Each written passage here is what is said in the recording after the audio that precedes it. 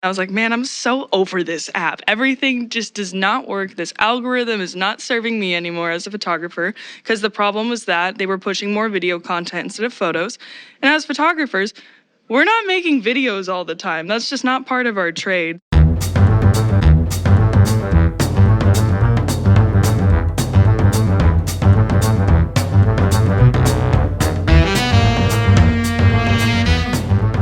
Greetings and welcome to the B&H Photography Podcast. My name is Alan Weitz. And I'm Jill Waterman. And later in the show, we'll also hear a question from Mike Weinstein, our audio engineer extraordinaire. If you ever felt like a hostage to social media algorithms or been concerned about ethical issues posed by AI, boy, bro, do we have a show for you. We're taking you back to our mobile studio at B&H's 2023 Depth of Field Conference to discuss these topics with two rising stars within the photo industry. We start with Gen Z darling Tati Bruening, a consummate influencer whose simple plea to make Instagram again went viral with a vengeance, racking up signatures on an accompanying petition to galvanize support. Get the full scoop and learn about the powerhouse management team she relies on to keep her photo business running. In addition to Tati, we're also going to be speaking with fine art conceptual portraitist Anya Anti, who after a short break will be sharing her views about AI. But first, here's Tati Bruening. Okay, we are joined by Tati Bruening. She's got an interesting story here. Tati's talk is going to be about social media secrets for professional photographers.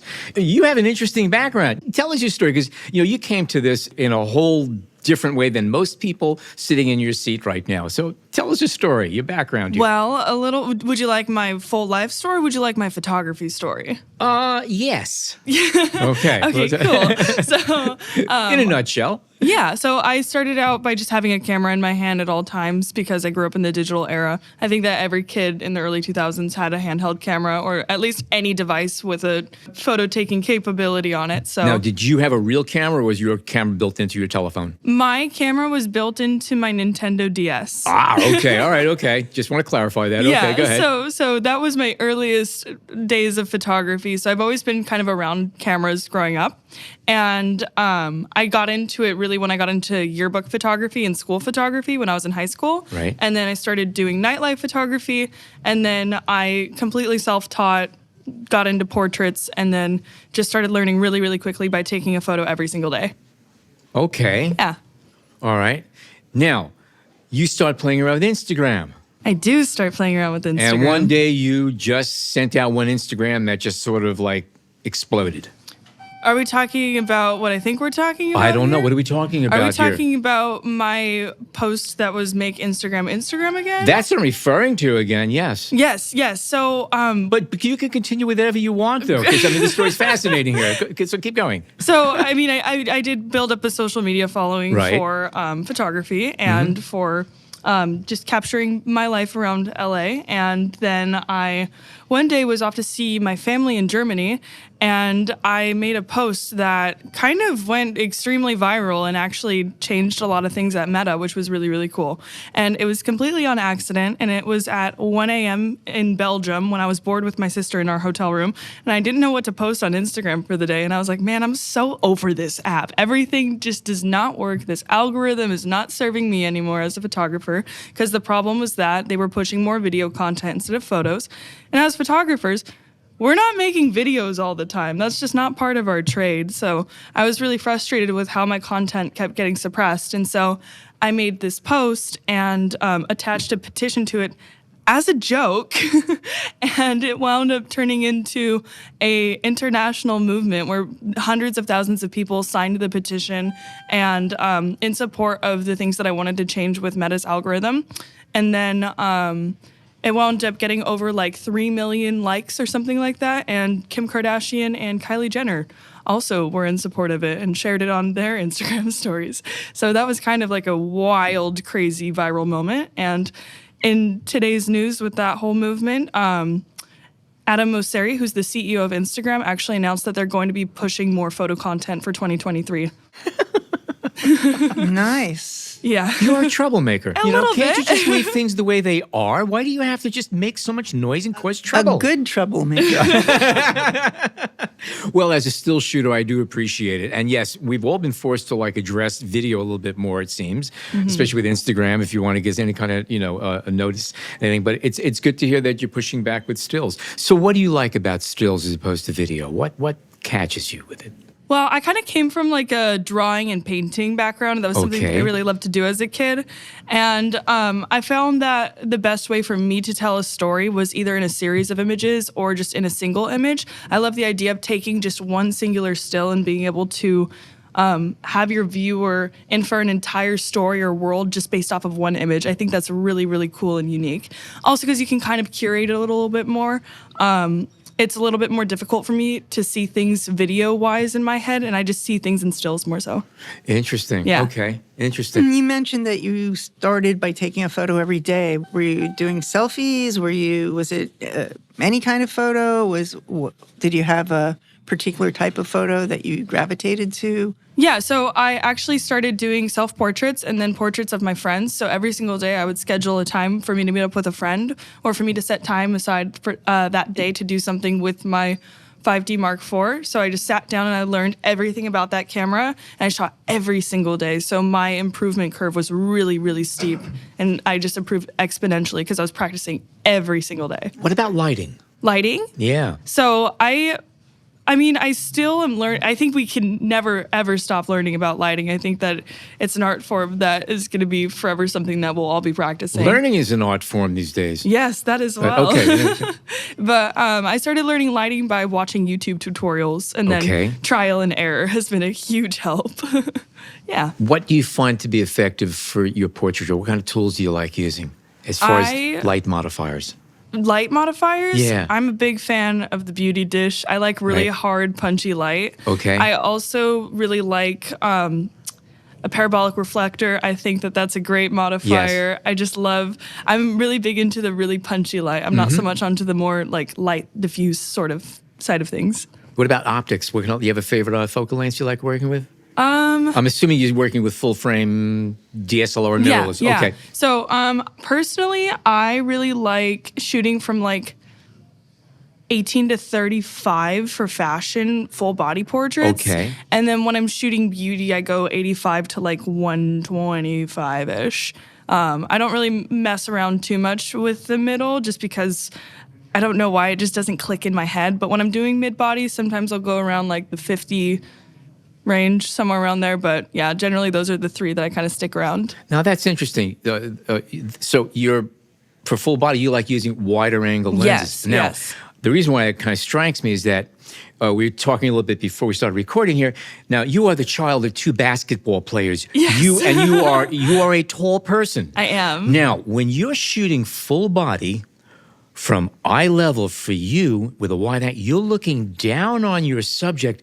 What about distortion? Do you get any kind of distortion? Do you have to kneel down a little bit more? What do you do as far as your own body posture when shooting? I love the distortion. I think it looks so cool. So you do work Yeah. with it because it's Yes. I mean, you can't avoid it. If you're going to be at eye level with a wider angle lens, you have to distort. I love working with distortion. I think that Okay. it's underrated, to be honest. I think that we should all distort things a little bit more. It's quite fun. And Well, I just look think at the that- news today. No, it's an interesting point because a lot of people will try to avoid that, just to avoid distortions. But it's interesting that you I you work play with with it. I think that it's part of my style at this point almost. I really enjoyed working with distortion and trying to like make things a bit more alien-like. Okay. Yeah. So, what are you currently shooting? What are you working on, particular projects or assignments or? Yeah, so I'm actually working on a coffee table book with one of my muses. And so we're going to be doing like an 120-page hardcover book that we're Wow. going to shoot over the course of 2 months. And so that's coming up. And then I just finished off a big project, more of like a viral moment. I was helping my friend Dylan Mulvaney with her face reveal. So she is a trans rights activist, and she's also very publicly transitioned.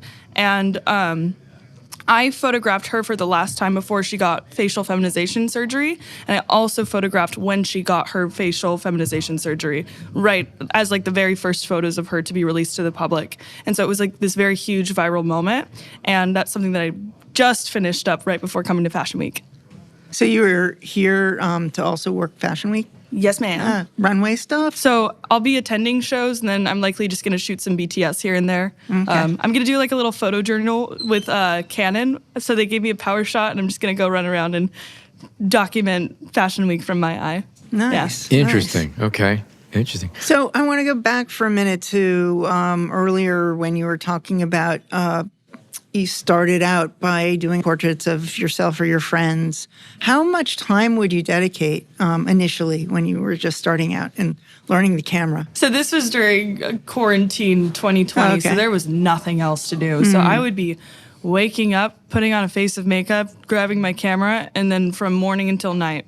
And then I would wake up, edit, do the same thing over and over again. Wow, so you were really putting in time. Yes, absolutely. Were you doing playing around with multiple poses and makeup and all that kind of stuff? Yes, so I would be like styling and doing hair and makeup on my friends at the same time. So it was like these all-in-one photo shoots. Also because we didn't really have access to be able to work with makeup artists or the money to be able to hire makeup artists. Right. So we were just all doing it ourselves. It was all very, very DIY. So you're not from the New York area. Where are you from and where were you at that time? So I was born in Germany, but I grew up in Newport Beach, California. Okay. And I currently live in LA. But when I was in quarantine, I was in Costa Mesa. And so I would be kind of driving back and forth between Costa Mesa and LA every single day. Or if I had local friends, I'd be staying in Orange County. Yeah. Cool. So this book that you're working on with your friend, are you looking to connect it with a publisher? Are you going to self-publish, or do you have a sense of that yet? No, I actually don't have a sense of that yet, but I'm in talks with my manager trying to figure out the logistics of it, because I actually haven't released any sort of like physical thing to sell any of my followers of my work. So it's a little bit complicated trying to figure out how we want to do this first time around, but yeah, we'll see. How did you get connected with a manager? So I reached out to my manager. I knew her through the industry because she managed one of the most followed TikTokers in the space. Her name's Charlie D'Amelio. And I reached out to her to be able to photograph this girl, Charlie. And she was like, maybe not Charlie, but I have another client that I can bring to you, and I'd love to introduce you to this person to photograph. And so I wound up photographing this other client of hers, and they had rave reviews from the job that I had done. And this manager came to me and she was like, you have a following, don't you? What if I signed you and we can keep doing this sort of thing where I refer you to my clients and we make this like a working business together? And I was like, that sounds good. And she had really, really amazing clients on her roster at that time. And she's been a pretty much household name in that whole side of management. So I knew that she would be a great choice for me to go with. Also because I was in talks with other management at that time because I was getting really overwhelmed with social media. But she seemed like the perfect person for me. And we just got along super, super well from the start. So yeah. That's fabulous. And how long ago was that? That was October of 2020. This is ongoing already, yeah. Yeah, Okay. so we've been together for almost 3 years now. I love her so much. She's the best.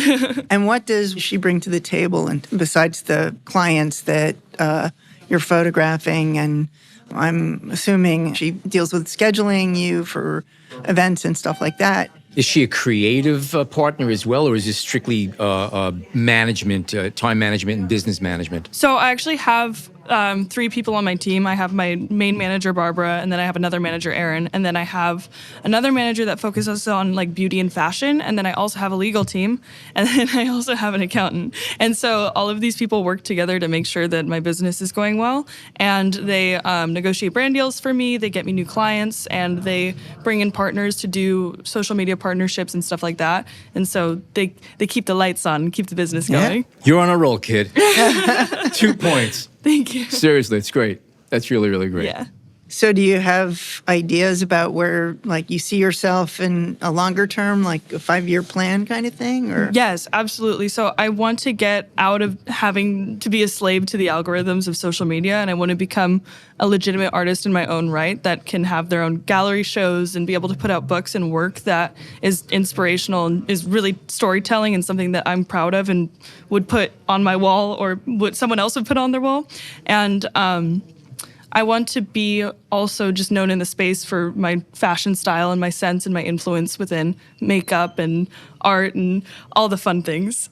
So what are some of the companies that you are working with right now? Are there any brands that you're working on particular projects with right now? Yeah, so one of the big ones that I work with is Canon, and then obviously B&H. I love working with B&H. And then I also work with Aperture, the lighting company. Yeah. And then I Buy Direct, which is an eyewear company that I work with a lot. And then just various people in the makeup and fashion world. Yeah. So you're getting your way through there. You're actually making it all work for you. It's a hustle. It is a hustle. It's a nonstop hustle, but it seems like you got the right support staff going along, and you're doing it properly. A lot of people have great ambitions, but they have no idea how to implement it. And it sounds like you know who to ask and what questions to ask. And sounds like you got yourself a good roadmap. Yeah. So do you have any tips for other young photographers who aspire to find a manager, or what to look for, what to avoid, how to negotiate that pathway? I think it's important once you have a following to never rush into getting management. You want it to be the right person, and you want to have at least met that person in real life and kind of understand them and spoken to other people on their roster before signing any contracts. You should have a lawyer redline every single contract that you get, no matter if it's from a brand partnership or from a manager or from any sort of media company. You need to be like very on top of having a lawyer nearby to make sure that you're not getting screwed over, basically. And I think that when it comes to working in the social media space, the only thing that I see people around me that's like blocking them from starting is fear. And you need to get over the fear of being judged online, because the truth of it is people really don't care that much. It's a harsh thing to say, but people really don't care that much. They're going to see your images for maybe 15 seconds if you're lucky. If you're lucky, If you're lucky. Yeah. And so you need to stop fearing the outcome, and you need to stop fearing other people's judgments, because it's always going to get in the way of you doing something great. Whenever it rains, there's always going to be mud. Exactly. Yeah. No, it's true. No, you're never going to get rid of it. There are some clowns that it's all they do, and that's because it's really it's them that the problem is. But it's good to be able to look past all that stuff. Yeah, that's another thing about freelancing too. I think is important. You have to have a tough skin. You cannot take it personally. If you're going to go out there on your own and not just have a salary job, you're going to be freelancing gigs or whatever it is. You have to toughen up. You have to be able to take criticism, right or wrong, and a lot of stupid comments, and just sort of push it to the side and keep plowing along, which is what you're doing, it seems. And I think that the other thing to be very mindful of is that you will never have anything bad come from doing a favor for somebody else. And you will never have anything bad come to you if you have really pure intentions and you're genuinely just trying to be a nice person. That's something that people forget in this world and in the industry of social media, is that if you have positive intentions and you're pure and you're kind, you can sleep at night knowing that you did the right thing at the end of the day. You know what I mean? I bet you sleep well. I sleep great. Thank you for asking. So if our listeners would like to catch up on more of your work and what you're doing, where can they go to? So you can find me on Instagram at Illumitati. So it's ILLUMITATI. Okay. And then if you want to find me on TikTok, it's Illumitatiana. So you just add an A and A at the end of that. Okay, and that Yeah. will be in our show notes, so our listeners will be able to click and go right there and catch up with what you're doing. Tati Bruening, wonderful speaking with you. It's very refreshing. Thank you so much for having me. I really appreciate the focus and the sincerity and the clarity you have on what you're doing. It's refreshing to hear that. Thank you. No, thank you so Yeah. much for having me. It was a pleasure to be here. I'm so happy to be at Depth of Field. It's so cool to, I don't know, just meet people in real life and not be online anymore. Really? This is about having faces. Exactly. Yes, exactly. Yes, actually seeing faces with the voice. It's great Yeah. stuff. Okay. Okay. Thanks so much, Tati. Thanks a bunch. Cool. Okay, we're going to take a quick break, stretch our legs, and maybe even walk the dog. When we return, we'll be hearing from Anya Anti, who'll describe the thin line she treads between fantasy and reality in creating her whimsical composited portraits. We'll also get her honest assessment of AI technologies from an ethical point of view. I don't really see it as a tool because I think a tool requires, first of all, a human involvement, but not just that, it requires skill for a human to operate that tool. Stay tuned. We'll be back with more in a minute. We hope you're enjoying this edition of the B&H Photography Podcast. The best way to support the show is by subscribing on Apple Podcasts, Google Podcasts, Spotify, or wherever you get your podcasts. For links to gear and more information on today's guests, check out the show notes in your podcast app or visit our homepage on the B&H Explorer website and join the B&H Photography Podcast Facebook group.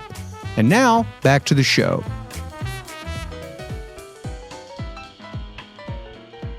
Okay, chapter 96, I think this is now, of the B&H Depth of Field 2023 Imaging Convention. And we are now going to be speaking with Anya Anti. And her topic is Portrait Retouching Workflow for Fine Art Conceptual Photography. Yes, it is. Tell us about that. So what exactly are you doing now? What's this about? So I'm a fine and conceptual photographer and Yes. storytelling photo artist. Yes. So I specialize in on-location female portraiture with like surrealistic and whimsical and fairy tale twists. Okay. That means that I heavily rely on props, costumes, set design, and Photoshop manipulations. So I do a lot of editing in my work, and that's what I was teaching today. Okay. Now you do a lot of self-portraiture for this? Yes, quite a few. Okay, so we were yeah. looking through your stuff and I said, that's her. Yeah. Okay. But you're also doing other people as well. Yes. So I would say it's half and half. What do you prefer? I don't have a preference. It really depends on the concept, I guess. So I was actually talking about with the other person at meet and greet, Yeah. and I was saying that all of my subjects are kind of my alter egos. Because I put my subject into different scenarios and different interesting location and create these like imaginative sets and like, so I really like to imagine me being in that space, experiencing those adventures in a way. But when I need to choose, either it's going to be a self-portrait or a model that I'm shooting, it really depends. When I want to have more control behind the camera, that's when I choose another person to photograph. And when I want it to be a little bit more personal and I want to be myself specifically performing this idea, that's when I do self-portraits. But also I travel a lot. And it's usually just me and my husband going on vacation. And of course, I cannot take somebody else with me. Why not? A good question. Just carry on. Put them in carry on. It's expensive. Flights don't allow carry-ons anymore. You have to pay extra. Or put the word out there on social media for where you're going.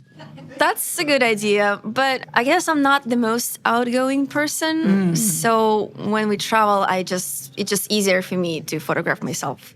And my husband helps me to set up like a tripod or just him being a tripod. And I tell him, yeah. But, well, he does video, so he knows a little bit about photography. Okay. But I usually direct him to like where to stand and how to take a picture. He understands what you're trying to communicate, yeah. though. So Okay. he helps out. Yeah. Gotcha. So did you start out with the self-portraiture and then expanded to Actually, other no. people? I started doing photography. I only photographed other people. And I actually remember this conversation with a friend of mine, and he pointed out, like, why don't you photograph yourself? Why don't you do self-portraits? You would be such a great subject because, you kind of look the same way as the models that you pick. And I'm like, I haven't really thought about it because, I don't know, I don't want to be in frame. I want to have full control of my camera and the settings. And then if I'm in front of the camera, I would have to do like my hair and makeup, which I don't always want to do because I'm lazy. But then I moved to the United States. And that's when I realized I don't know anybody. I don't have any friends. And I'm pretty much an introvert, so it's really hard for me to reach out to people and connect with them and communicate. And I'm a little bit socially awkward. And especially when I just moved to the United States, I had like language barrier and cultural barrier, so I was dealing with all those things. So I was pretty much all by myself. I just had to work a little bit on my confidence, I guess. But that was the point in my career where I started to do self-portraiture because it was so much easier for me just to photograph myself. I didn't need any like models or anything like that. Plus, direction was a little bit easier because Yeah, exactly. you And didn't I have thought, to explain like, anything. I actually enjoyed it. And I'm like, I'm actually gonna do this now because now it feels like my work is even more personal. I can just do everything by myself. Just set up a tripod, take a remote control or like a timer, and I don't need anybody to create work, basically. I mean, there's an advantage for sure of looking through the Finder and seeing exactly what's going on. But if you have a pretty good, if you could pre-visualize looking through the Finder without yourself in there and have an idea what's going to be like, you could get pretty close, I would imagine. I never really tried it, but I imagine. You mean doing self-portraiture? Self-portraiture, yeah. Yeah, of course. And also because my work is conceptual, so concept is an essential part of the process, an idea or like a story. So I never just go out and take pictures, you know what I mean? Like Yeah. I don't do traditional portraiture, I don't do headshots. How much time do you devote to the pre-production and coming up with the concept? Oh, it varies very much. Like I can tell you instances where I come up with an idea and I shot it next day. But some ideas I'm developing like years. So I have this idea in mind and actually I have a sketch put down to visualize it better. And I already have the props and I've been keeping it in my head for like 2 years and I haven't executed it yet because there's always something that I'm not sure about. So I guess being unsure stops me from finally going and making it. So it really depends on the creative flow. Compositing is a lot of your process. Do you have a library of elements that you pull from in terms Or of do you throw everything compositing? together on the fly? So when I come up with an idea and I develop a concept, this is a big part of like pre-production to figure out if there's going to be any compositing involved, thinking about what kind of edits beforehand. And I'm thinking about what I need specifically to make this composite come to life.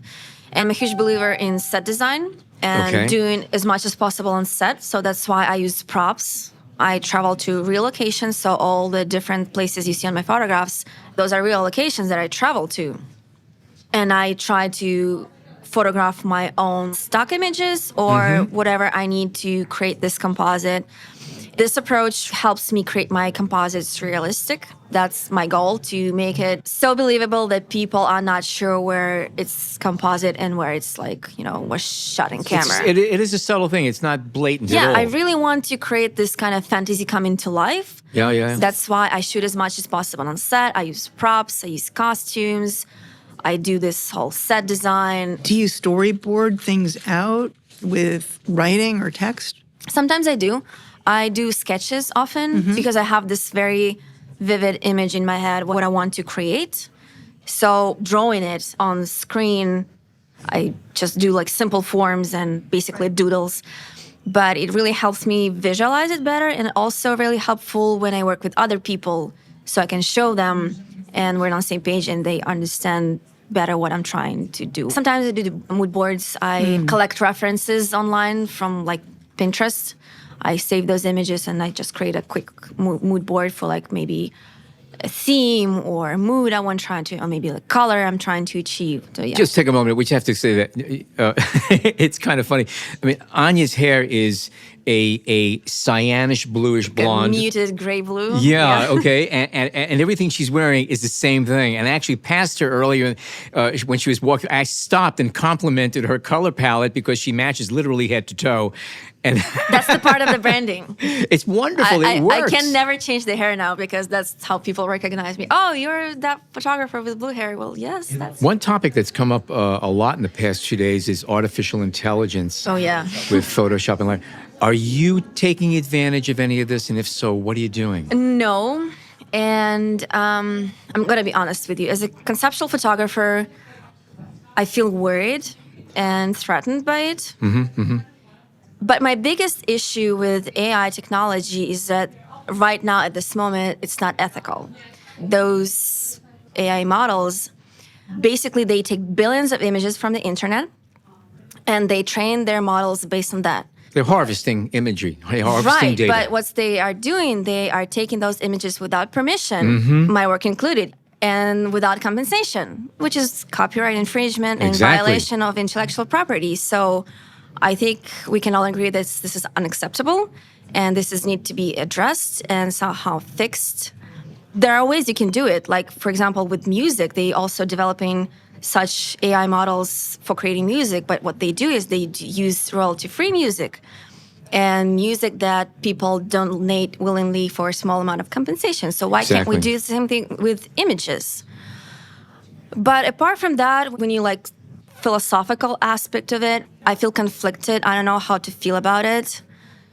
I'm not using it for the reason it's, exploiting artists. And It's not that you're not against the technology. I'm not You're against Yes. the methodology of how this is I being don't- implemented. Exactly. And also creating technology just for the sake of progress is not always a good thing. We need to regulate some different technologies. You have to look down the road a little bit. Okay, Yeah, what we are the need to think implications? about, do we really need it? Where it brings us as a humanity. What bugs me the most is that why cannot we automate things that we hate? Like, why can't we create an AI program to do my taxes? I don't know. Why do we have to take something that we actually love doing and automating that? Because guess what? I like learning. I like creating. I like the process of creating. I like learning new things and improving my skills and failing and growing as an artist. It's already hard as an artist to be noticed, to be your Yes. voice heard. Granted. Imagine all that AI-generated images flooding in the internet. We already have the social media that is algorithm-driven, and we are being motivated by not creating art, by creating content. So art becomes content, and suddenly we need to produce it more and more to keep up with the algorithm. And now imagine on top of that, we have all those AI-generated images flooding the space, and at some point, people won't be able to see the difference between where is machine-generated and where is like human-generated, which pretty much devalues everything I do. And people won't care because they would just scroll through the social media and they won't care. I don't really see it as a tool because I think a tool requires, first of all, a human involvement, but not just that. It requires skill for a human to operate that tool. Art requires education, effort, passion, skills. It requires time. But AI, you don't need all of that. You don't need experience. You don't need talent. It's automation. Exactly. You just type in a text and that's it. Well, yes, of course, it can help you bring up your vision and you can use it and then tweak it. But how many people are going to do that? Versus how many people are going to just type in 2 words and create. And they go, look what I made. Exactly. Exactly, yeah. But by the way, just for the record, okay, just about everybody I would say we've spoken about, the 3 or 4 people, maybe 5, everyone's gung-ho and pro, okay? You're actually addressing a lot of the issues that a lot of artists are having. I don't know. Call me old-fashioned, but where does it take future of art? So some of the people we spoke to earlier mentioned some of Adobe's AI products, like their smart selection tool for Photoshop. Have you used any of those tools? And if so, what are your thoughts? Oh, yeah. So that's a great way of using the AI and actually using it as a tool because it does not generate, it's not generating like anything from scratch. It's using your artwork. Exactly. Yes. I'm taking it and enhancing or adjusting what I already have. So that's what I was asking, if you were incorporating that into your work. And we got into another conversation, which is a very valid and a good conversation. I do, actually okay. do. So I do like those automated selections sometimes. So Photoshop has the subject select option now, which like it uses the AI like person recognition and it defines where the subject is and it selects it, which is amazing. I think this is amazing. Or like they have like those neural filters where you go and you can like, I don't know, make a person smile, for example. Yeah. So Yeah. that is great. Or for example, they have sky replacement tool, which is also great, and I use it all the time because I don't want to deal with masking. This is so boring. So I just click it and I replace my sky. So that's great. Yeah, because again, nobody's being, no one's work is being stolen in this case, or sampled, whatever you want to call it. Okay, you're basically using tools on your work, so therefore there's no issue there. Yeah, I think it's different. I think there's a difference. And then what about the finished product? Are you outputting the images and presenting them as prints, or? Yeah, I do offer prints, like fine art prints, but mostly they live digitally. So do you have any projects coming up in the immediate future? Is anything you're working on you might want to talk about? I'm actually working on tutorials. Okay. It's going to be like a little course bundle of different tutorials on editing. Mm-hmm. There's going to be I think 8 different tutorials, and I'm going to cover basics of Photoshop and Lightroom, and then I'm going to cover compositing, basics of compositing, skin retouching, breaking down a few images, and animation. I do a little bit of animation in Photoshop. Ah, okay. So there's simple animations in Photoshop where I animate one element. For example, there's snow falling. Right. Something else, like flickering or fireflies. Something will just be just subtly moving. Yeah, they call it cinemagraphs. Cinemagraphs, yes. Exactly. Yes. I actually enjoy those. Some of them are done very, very well. I love those. Yeah, so I really love those. But cinemagraphs, I think a little bit different because the way they're done is you make a video clip. Yes. And then you mask one element and keep it moving, and the rest is still. Versus the animations is when I took my still image and I put some kind of video texture on top and I animate it that way. So I guess it's not really a cinematograph, but I guess you can call it that way. But I prefer calling them animations. Yep. So I have this self-portrait where there's me and there's flowers all around me, and each flower, inside of the flowers, they have eyeballs. It's kind of creepy, but I love it. So what I did, I created an animation and I animated a couple of those eyes. So I blink and they blink, and they do it in turns. So it's very subtle. It's not you need to wait a little bit for it to notice. But when you do, it's oh my God, they blink. Cool. I love it, yeah. See, that's the fun stuff. Little details like that, just subtle ones. That's what I always like. Anyway, Anya Anti, it was a pleasure talking with you and hearing about your work and looking at your work. Thank you so much. And if our listeners would like to catch up with more of what you're doing, where should they go to? So I have a website, which is anya-anti.com. Okay. And my main social media platform is Instagram. You can find me there by Anya_Anti_art. Okay, and these links will be in our show notes, so listeners want to catch up on what you're doing, they click and take it all in. Thank you so much for having me. It was fun. Thank you for joining us today. Okay, that's a wrap of yet another excellent episode of the B&H Photography Podcast. We'd like to thank Tati Bruening and Anya Anti for introducing us to their work, as well as all of our colleagues at B&H for putting together such an awesome depth of field conference. And if you like what you've been listening to today, subscribe to the B&H Photo Podcast on Apple Podcasts, Spotify, or wherever you get your podcasts. You can also find us on the B&H Explorer blog and on the B&H Photography Podcast Facebook group page, where you can share your favorite photos and comments about the show. I'm your host, Alan Weitz. Jill Waterman is our senior creative producer. Episodes are recorded, mixed, and edited by technical producer Mike Weinstein. Our executive producer is Jeremy Weiss, and our editorial director is Sean Steiner. On behalf of everybody connected to the show, thank you so much for tuning in today.